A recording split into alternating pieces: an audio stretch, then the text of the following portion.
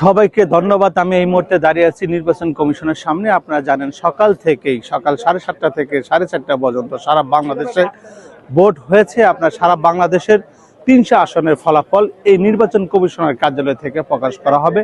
এরই মধ্যে বাংলাদেশ নির্বাচন কমিশনের কার্যালয়ের সামনে পুলিশ প্রশাসনের পক্ষ থেকে এবং কি সোয়াটের পক্ষ থেকে আইন শৃঙ্খলা নিরাপত্তা জোরদার করা হয়েছে। আমরা আপনাদেরকে যদি একটু দেখাই, আপনারা দেখতে পাচ্ছেন সোয়াট টিম এখানে দায়িত্ব পালন করছে। এছাড়া বাংলাদেশ পুলিশ প্রশাসনের পক্ষ থেকে দায়িত্ব পালন করছে। এছাড়া বাংলাদেশের বিভিন্ন গণমাধ্যমরা এখানে এসেছেন, দেখতে পাচ্ছেন এখান থেকেই মিডিয়া সেল গঠন করা হয়েছে। তারা বাংলাদেশের প্রত্যেকটি উপজেলা থানা পর্যায়ের যে ফলাফলগুলো আসবে এই নির্বাচন কমিশনের কার্যালয় থেকে প্রকাশ করা হবে।